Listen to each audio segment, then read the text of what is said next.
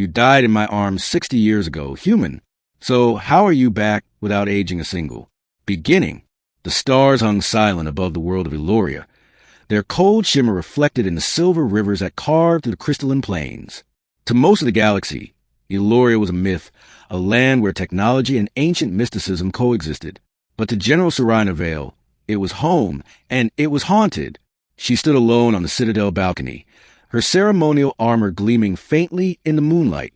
She was known as the Iron Valkyrie, the last surviving commander of the War of the Fractured Suns. Time had etched deep lines around her emerald eyes.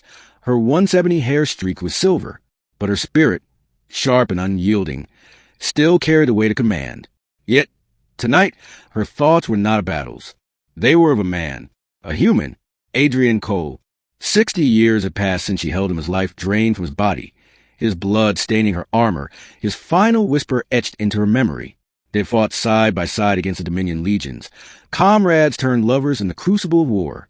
She had sworn she would never forget him, and she hadn't. Every year, on the anniversary of his death, she returned to balcony and whispered his name to the stars. This year was no different, or so she thought. A low hum stirred the air, distant but growing. Serina tensed. It wasn't the wind, nor the song of Eloria's crystalline fields. It was a sound she hadn't heard in 6 decades, the warping echo of Terran starcraft engines. Her heart pounded. Humans hadn't set foot on Eloria since the war. She turned sharply, her hand instinctively brushing against the hilt of her blade. The hum grew louder until a craft broke through the clouds, sleek in silver, descending toward the citadel courtyard. When the ramp lowered, she nearly collapsed. A man stepped out, clad in a flight suit, his hair as dark as the day she'd last run her fingers through it. His eyes, deep and searching, found hers instantly. He froze, breath catching, just as hers did. "Serina," he whispered. Her knees weakened. That voice, that face, that impossible face. "Adrian," she croaked, her throat dry. But it couldn't be. He had died. She had felt his pulse fade beneath her trembling fingers. She had buried him with her own hands. And yet here he was, not aged a single day. Serina staggered back, her voice trembling between fury and grief. You died in my arms 60 years ago, human. So how are you here without aging a single breath? Adrian's expression was a storm of confusion and pain. I don't know. Middle. The reunion was anything but tender. Adrian was quarantined within the Citadel stasis chambers, surrounded by Eloria's finest healers and scientists. Every test confirmed the same truth. He was flesh, bone, and blood. Not a clone, not an illusion, not a projection. His DNA matched perfectly with the record Serina had kept all these decades. But where his cells should have shown signs of aging, they were pristine, untouched by time. Serina paced the chamber outside, her armor clinking softly with each restless step. She was no longer the wide-eyed warrior who had fallen in love with a human rebel. She was a general, a survivor hardened by decades of conflict and loss. And yet, standing outside that chamber, she felt like that young woman again, afraid, uncertain, desperate to believe in the impossible. When Adrian was finally cleared to leave the chamber, he found her waiting. "Serina," he began, but she cut him off. "Explain." He swallowed hard. "The last thing I remember was a battle at Pyramid Ridge. I took that blastman for you. And then nothing. I woke up in that ship, 60 years later, with a set of coordinates leading me here." Her gaze was ice. "You expect me to believe you simply resurrected? That you slept in starlight while I carried the grief of your death every single day?" Adrian's voice cracked. "I don't understand it either. One moment I was dying. The next I was opening my eyes as if no time had passed. For me, it's still that day. For you, it's been a lifetime." The pain in his words struck her, but she refused to let it show. If this is some Dominion trick, some cruel weapon meant to unmake me. He stepped closer, his hand trembling as he raised it toward her cheek. "Does this feel like a trick?" Her breath hitched, her heart warring with her mind. His touch was warm, familiar. The same hand that once bandaged her wounds. The same hand that traced constellations across her skin on nights between battles.